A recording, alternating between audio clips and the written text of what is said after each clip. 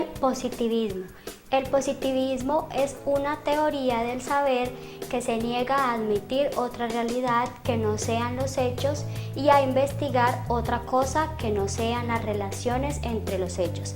El positivismo subraya decididamente el cómo y elude a responder al qué, al por qué y al para qué. El positivismo rechaza el conocimiento metafísico y todo conocimiento a priori, también cualquier pretensión a una intuición directa de lo comprensible, entendible o coherente. Es decir, que esta doctrina comprende una sola teoría de la ciencia como una reforma de la sociedad y como una religión. Para algunos, el positivismo es una doctrina del saber, para otros era una norma para la sociedad y regla de vida para el hombre. Para el positivismo, la ciencia aparece como un gran medio de encontrar las leyes del mundo experimental en el que debe concentrarse el conocimiento humano como ciencia, previsión útil para la vida, creando un conjunto de conocimientos y constituyéndose así un sistema de las ciencias positivas que se relacionan entre sí y descansan unas en las otras, clasificándolo como jerarquía de la ciencia. Así llamaba Comte a su clasificación. La filosofía positiva comprende matemáticas, astronomía, física, química, filosofía y sociología. El positivismo como método del estudio ha de comprender el punto de partida del método científico, es decir, sus fundamentos básicos, la constitución del método positivo en general y sus aplicaciones a las diversas ciencias que forman la actividad individual del hombre, principalmente en las ciencias filosóficas. Positivo es inseparable de relativo, analizando con exactitud las circunstancias de la producción de los fenómenos. El positivismo desde entonces renuncia a las grandes interpretaciones y a los intentos de valorar las estructuras sociales y los procesos evolutivos. Intenta más bien, bajo el principio de la neutralidad y basando en los métodos de la ciencia de la naturaleza, comprender objetivamente a la acción social, al hombre y a sus distintas dimensiones variables. Su principal creador fue Isidoro Augusto María Francisco Javier Comte, conocido como Augusto Comte. Nació en 1798 en Francia y vivió en la primera mitad del siglo XIX, periodo sumamente importante en el desarrollo del capitalismo y la instauración de la nueva estructura clasista de la sociedad, donde era evidente el aumento de la riqueza y el poder de la burguesía, el crecimiento de la miseria y la fuerza de la resistencia de la clase obrera.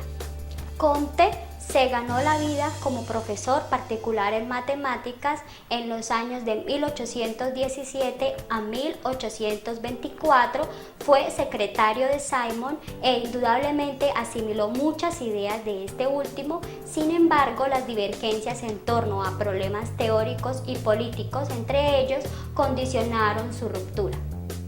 Vamos a hacer un breve resumen del método científico, que quiere decir observación, preguntas, hipótesis, predicción, experimentación y análisis. Buen día, compañeros. El día de hoy me corresponde hablar sobre los principales planteamientos de Augusto Comte en el positivismo. Comte estructuró la ley de las tres etapas del conocimiento y el desarrollo de la sociedad en una ciencia nueva, llamada sociología. La ley de las tres etapas, según Comte, nos habla de la primera, que es la teológica, y esta explica los fenómenos mediante divinidades imaginarias, dando explicaciones mágicas a los fenómenos naturales, considerando que ciertos fenómenos eran causados por seres sobrenaturales o dioses. La segunda nos habla de la metafísica. Esta abarca el periodo de 1300 a 1800 y nos habla como entidades abstractas como son las nociones de sustancia, causalidad, finalidad de la naturaleza y fuerza de gravedad. Se deja de creer en seres sobrenaturales y se empieza a creer en ideas y se cuestiona el porqué de las cosas. La tercera es la positiva científica. En esta la ciencia nos habla sobre la ciencia y no sobre la superstición. La mente humana renuncia a la búsqueda de ideas y se fundamenta en los métodos de observación y experimentación. Otro principio de Comte que dio origen a la sociología fue la clasificación de las ciencias. Para ello se apoyó en sus rasgos objetivos y dividió a las ciencias en abstractas y concretas.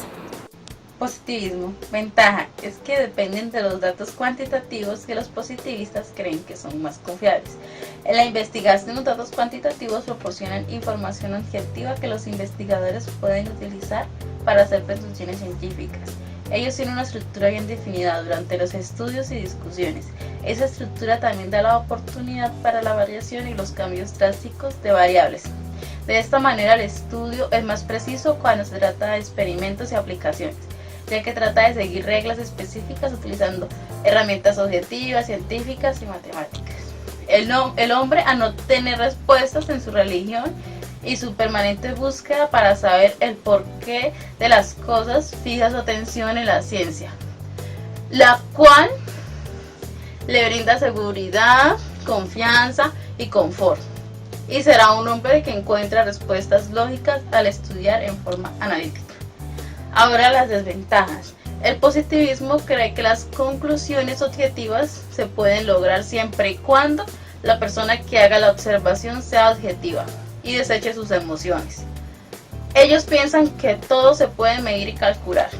Tienden a ser rígidos, también dan supremacía absoluta al método científico sobre el sujeto que investiga en nombre de la objetividad.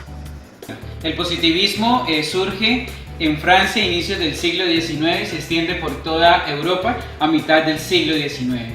El positivismo implica una actitud antimetafísica en el sentido de Hume.